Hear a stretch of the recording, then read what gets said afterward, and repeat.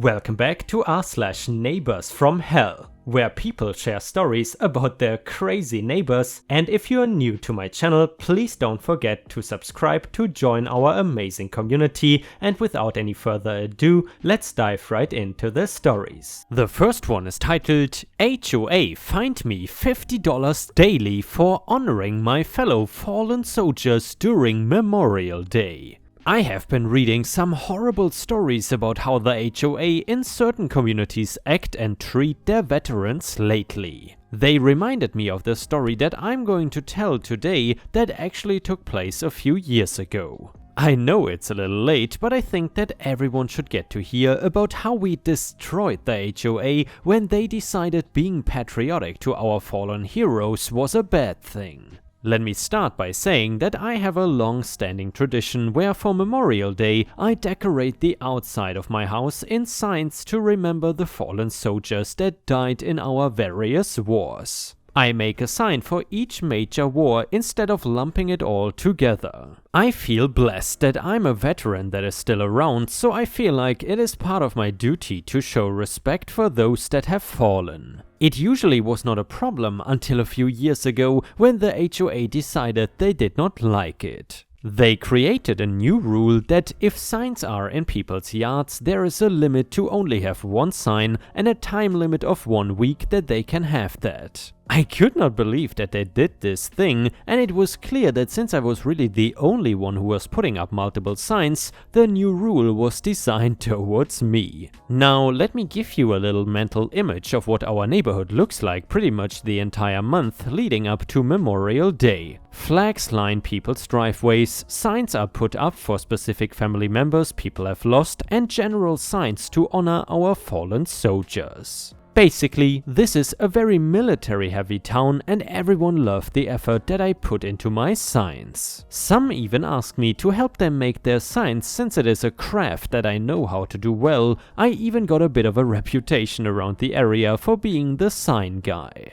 Don't want to get too off topic here, but now that you have that image, you can imagine that nobody was very happy about this rule change, and still, it was a week before Memorial Day, and I was not going to take my signs down, no matter what they told me.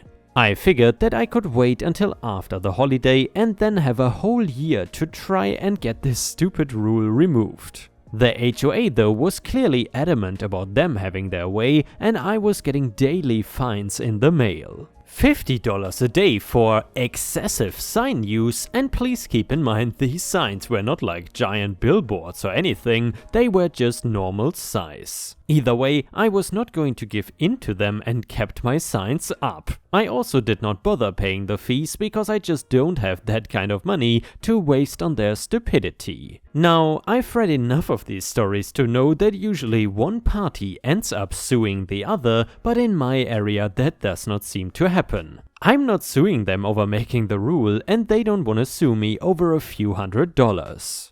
You might think that there is nothing else that can happen, but actually something even better happened. It is a very friendly neighborhood, and it is not long before everyone gets wind that the sign guy is getting harassed and fined by the HOA for his Memorial Day signs. They ask me if I can help them because they all think that one sign in their yard just is not enough either this year. Now, using the money the HOA wanted for fines to instead make signs for all of my neighbors to remember our fallen soldier is a much better use of the money if you ask me. The HOA was stumped when every single house in the neighborhood had at minimum 2 signs put up for Memorial Day. It was honestly amazing, and there were some whispers of the HOA trying to figure out if they were able to fine every single house or not.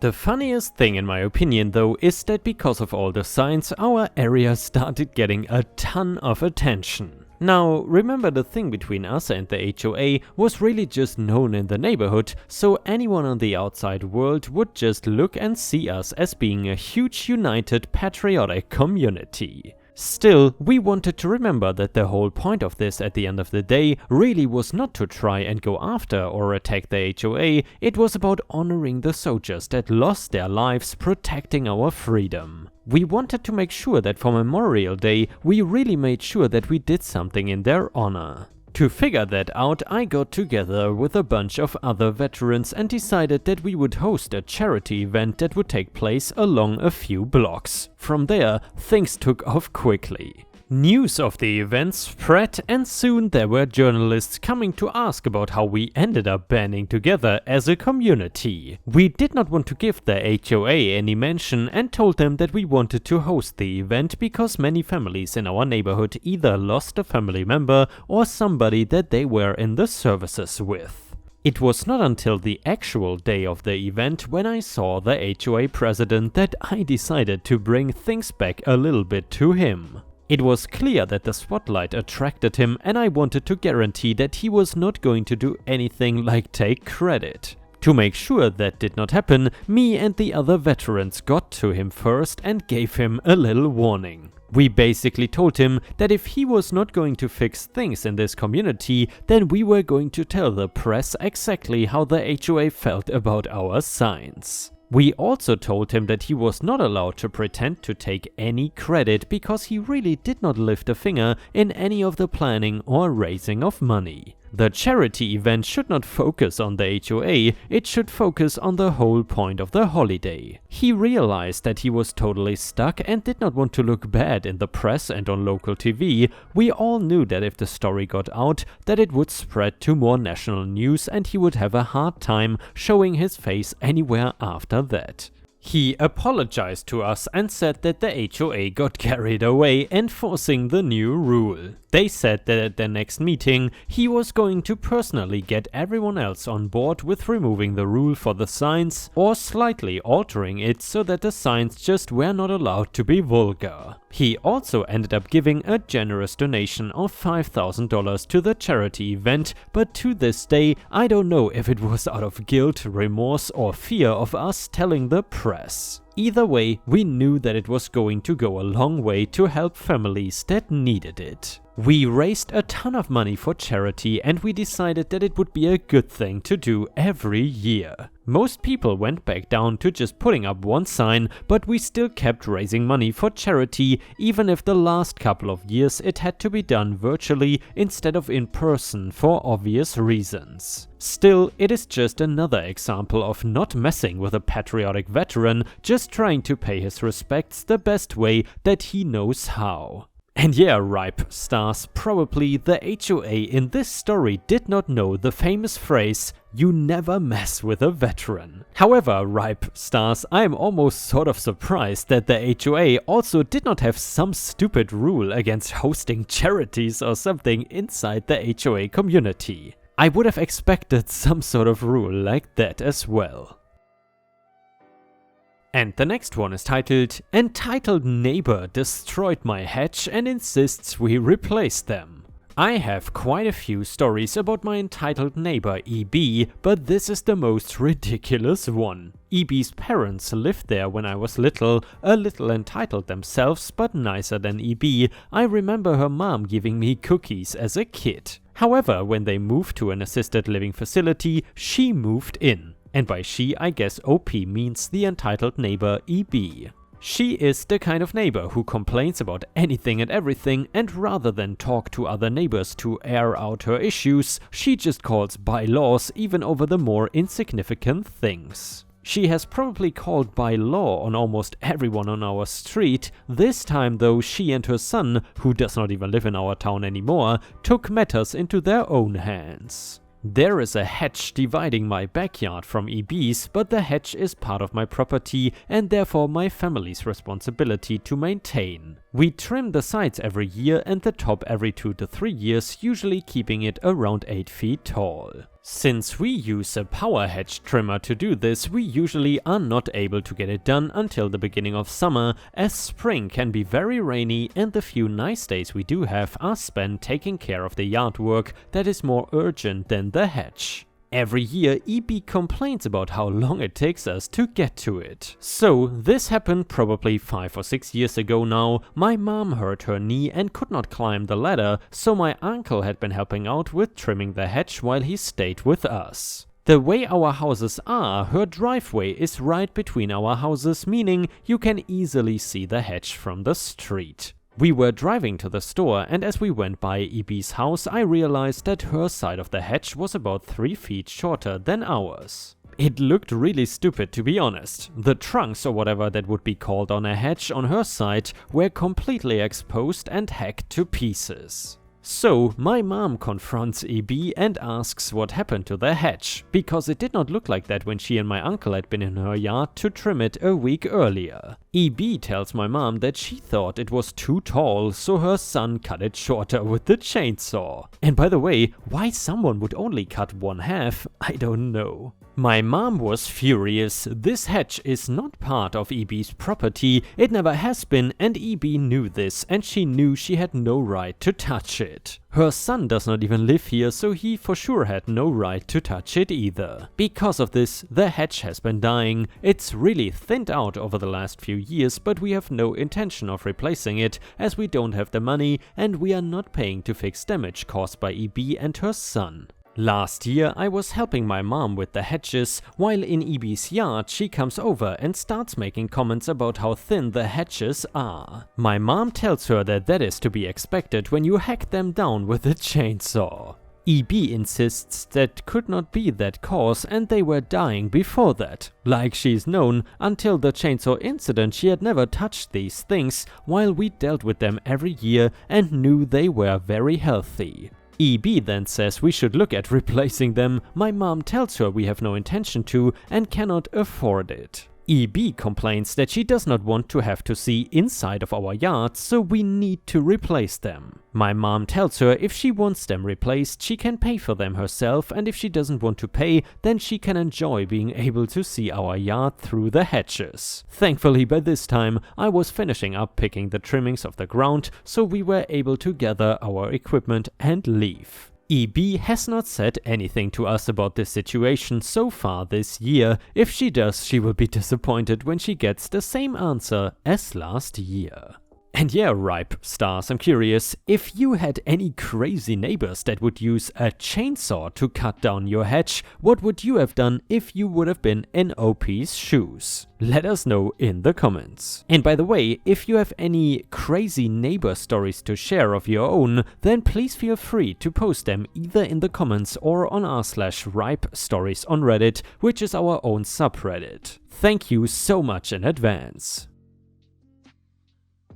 The next one is titled, Pay for the accident, that is my fault. This happened about 2 years ago now. I am an embedded industrial contractor. That means more or less that I work for a chemical plant. I have an extra manager and my paycheck comes from a different company. During turnarounds, my contract company brings in a whole lot of temporary workers, because there is way too much work for our normal 5 to 7 guys to even begin to cover. That was how I met Sticky Fingers. Sticky Fingers originally seemed like a run-of-the-mill shutdown hand, a tendency to conspiracy theories, kind of pushy, but more or less a decent guy. He was also prone to borrowing tools and forgetting to give them back, or they would just disappear after he had worked in an area, but that only came to light after the fact. I am an easygoing guy, possibly a pushover, but I can usually get along with anyone, and he was no different. While we were not friends, we were at the cordial coworker level. It was a Wednesday, I think, and we had a project go into overtime. Being maintenance, I was, as far as plant management was concerned, responsible for the temporary workers. So when the project went over, I had to stay instead of going home and waiting to get called back out when it was time for me to do my part of the work. When we finished, it was about 6 o'clock and my usual quitting time is 3:30 p.m. It was, to me at least, pretty late. Traffic was gonna be a difficult thing and I was just done with being at work. We were 2 weeks into long work weeks, with my position still requiring me to work overtime and do call-outs. Yeah, I wanted to go home. Since the project was finished, we were all going home at the same time. It's usually not a problem, shift work is just like that. So I got in my car, pulled out of the driveway onto the one-way street, and just as I passed the next driveway, I got the feeling this car coming out is not about to stop. I tried to swerve and wham! Sticky Fingers clipped my rear end from the side. I pulled into the parking lot of the business next door to survey the damage. It was not bad. I had what looked like a key scratch on my door and wheel well and a flat tire. I drive something of a beater, a green 2002 Saturn SC. It's had its fair share of unlucky dust-ups, so it already does not look great. A scratch does not matter on this car, and my road hazard insurance will cover the flat. Then Sticky Fingers pulled in behind me. The whole bumper and part of his grille was just destroyed. And one of his headlights was messed up too. I shook my head, asked if he's okay. He was an older fella and volunteered to call the cops. He got upset and said that was not necessary. First mistake, I shrugged and said okay. Second mistake, we exchanged our insurance information. He left and I changed my tire. My donut was flat, so I got the 18-wheeler mechanics that I was in the parking lot of to air it up for me. Went to discount, got a new tire, all done, story over, right? Nah. I got to work the next morning and Sticky Fingers settled up to my desk. You should be getting a call from your insurance soon. My body shop said it's gonna be about $5,000. I looked up at him, mildly amused and slightly confused. Okay, what's that got to do with me? He looked me straight in the eye. You hit me. You're gonna have to pay for the repairs. I was tired, I was angry, I could not help myself. I laughed in his face. I mean, I was driving on the main road, he was in a driveway. Where I lived, that means I had right of way, no matter what. I told him, it does not work like that, man. You hit me. I don't pay for damages when you're at fault for the wreck. He got really angry and said, yeah, you think so? Well, somebody is going to pay to fix my car. I laughed again. Yeah, you're right, you will. This made him even madder. I think Sticky Fingers cussed at me at that point. It was enough to get the other maintenance hand's attention.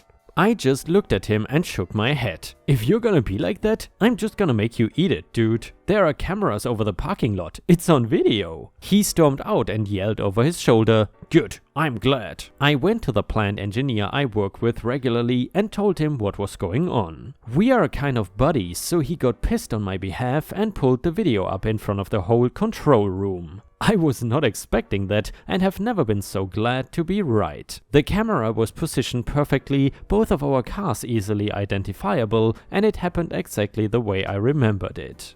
I felt my guts unclench because I had started questioning what I remembered. When I got home, I immediately reported the accident to my own insurance company and they were confused about why I was calling them when I told them I had no damage. I told them I was covering all of my bases and they said that was completely understandable. The next day, the plant manager cut me a copy of the video, so I showed it to all the people who had witnessed our exchange. And, needless to say, Sticky Fingers suddenly found the job site less welcoming. Nobody harassed him, we just stopped all of the extras that usually we were happy to share. He could not use my foreman's coffee maker anymore, so he had to use the company one upstairs. There were no longer any vendor purchased snacks available when he asked. He now had to eat his lunch in the turnaround worker tent too. All he was there for was to do his work. A week passed and I got a call from my insurance company asking for a statement. The claims were going to mediation and they needed my side. I told them what happened and the agent let me finish before she told me, Mr. OP, your story is completely different than the report he filed with insurance. He says you merged into him and that you were changing lanes and speeding when you hit him. I tried to send her the security tape, but there were some misunderstandings about the format. I believe she thought it was VHS and she turned it down. She said there were only certain formats she could submit as evidence. So I asked if she had pictures of the damage to his car and she said yes. I told her he was in a steeply slanted driveway, so steep that my tire went over his front bumper. There are probably marks from when it happened. She clicked a few times. Ha, you're right. At that point, she made me give a sworn statement and I told my story again, describing the layout of the whole incident and trying not to be too colorful. When I was done, she thanked me and said that I was done. Mr. OP, your version of events actually matches the pictures he supplied. Your case is closed. As far as insurance company is concerned, you are not at fault and you won't even get a rate hike. No matter how the mediation turns out, your part is over. I thanked her profusely and slept much easier that night. I never talked to Sticky Fingers again, but I started hearing rumors that he wanted to stay at the plant long term. Our manager had heard about the incident through the grapevine and was not about to let that happen. He said, "It happened after work, so I've no cause to fire him." But he has proven that he's a liar and a cheat. I don't want someone like that working here. When the turnaround ended, Sticky Fingers was literally the first person to be handed an ROF, reduction of force, layoff notice. And by the way, Ripe Stars, as a little bonus for everybody that has watched this far, some of you have probably already heard or read my post on my community page that I now have a cat and she is called Disney, so I want to introduce her to you. Maybe I will do this at the end of each new video now, I'm not sure, please let me know what you think about that in the comments. And Ripe Stars, with this we have reached the end of the video. However, if you still cannot get enough of my content, then I would highly suggest to check out my endless binge watch playlist, which will soon show up in the left corner of the screen. In addition, I would really appreciate it if you could not only subscribe to the channel, but also turn on the bell notifications, which you can do by clicking on the little bell icon right next to the subscribe button. This will help my channel tremendously and this will make sure that you don't miss any of my videos. Furthermore, if you want to see additional Ripe content that I don't post on YouTube, then I would suggest to head on over to patreon.com/ripeyoutube for more than 50 exclusive videos that you will not see anywhere else. Thank you so much for your amazing daily support and I hope to see you again tomorrow.